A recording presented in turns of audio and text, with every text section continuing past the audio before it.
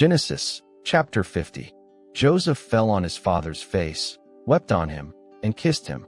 Joseph commanded his servants, the physicians, to embalm his father, and the physicians embalmed Israel. 40 days were fulfilled for him, for that is how many the days it takes to embalm.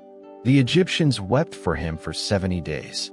When the days of weeping for him were past, Joseph spoke to the house of Pharaoh, saying, "If now I have found favor in your eyes, please speak in the ears of Pharaoh, saying, My father made me swear, saying, Behold, I am dying. Bury me in my grave which I have dug for myself in the land of Canaan. Now therefore, please let me go up and bury my father, and I will come again." Pharaoh said, "Go up and bury your father, just like he made you swear."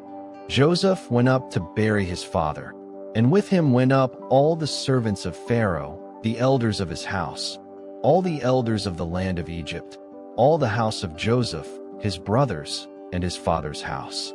Only their little ones, their flocks, and their herds, they left in the land of Goshen. There went up with him both chariots and horsemen. It was a very great company.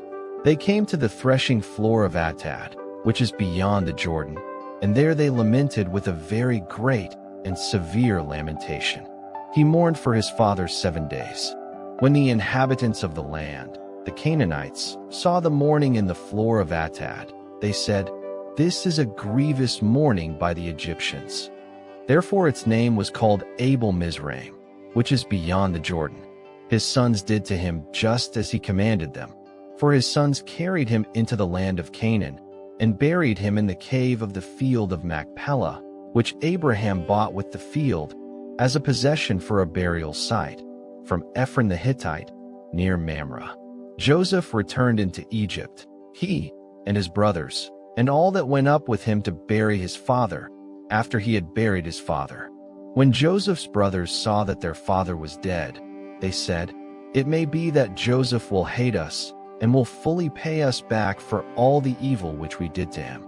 They sent a message to Joseph, saying, "Your father commanded before he died, saying, You shall tell Joseph, Now please forgive the disobedience of your brothers and their sin, because they did evil to you. Now please forgive the disobedience of the servants of the God of your father." Joseph wept when they spoke to him. His brothers also went and fell down before his face, and they said, "Behold, we are your servants." Joseph said to them, "Don't be afraid, for am I in the place of God? As for you, you meant evil against me, but God meant it for good, to bring to pass, as it is today, to save many people alive. Now therefore don't be afraid. I will nourish you and your little ones." He comforted them and spoke kindly to them. Joseph lived in Egypt, he and his father's house. Joseph lived 110 years. Joseph saw Ephraim's children to the 3rd generation. The children also of Machir, the son of Manasseh, were born on Joseph's knees.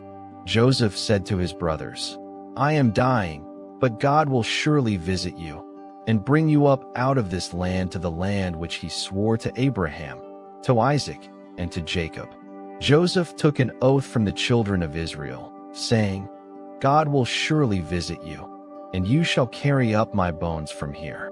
So Joseph died, being 110 years old, and they embalmed him, and he was put in a coffin in Egypt.